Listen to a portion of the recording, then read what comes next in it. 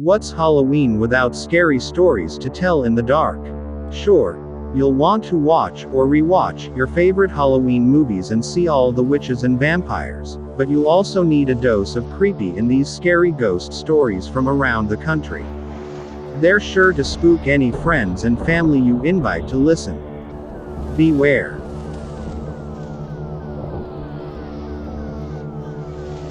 The Crying Lady in the Dakota. New York. New York. Since its opening in 1884, the Dakota apartment building has been home to many rich and famous residents of New York City. Among them were John Lennon and Yoko Ono, who moved in 1973. John was also assassinated outside the building in 1980.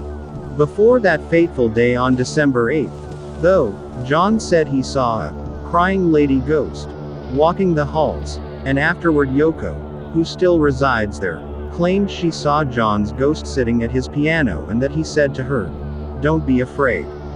I am still with you."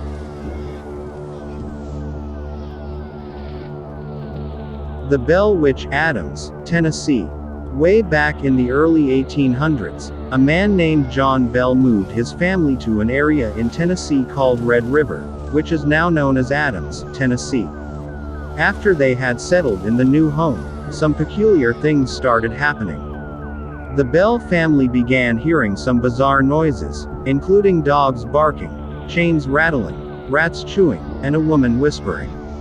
Soon, that woman became known as the Bell Witch, and many people believe she's the ghost of a former neighbor of the Bells, Kate Batts. Batts and the Bells had a dispute over land, and she had sworn vengeance on the Bell family before she died. Later on, Bell died from poisoning, and it's rumored to be the work of the Bell Witch.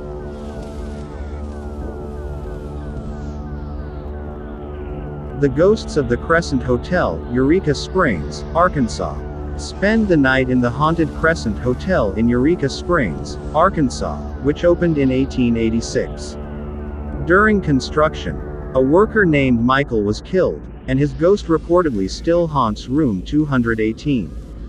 The hotel came under the ownership of known medical fraud Norman Baker in 1937, who fancied himself a doctor. He turned the hotel into the Baker Cancer Hospital, claiming to have the cure for the disease. He did not, obviously. Patients who died under his care were buried right in the hotel's basement, which served as a makeshift morgue. He was arrested in 1940, but his patients' spirits are said to still remain. Because the hotel is still open, guests often say they see apparitions and hear noises during their stays.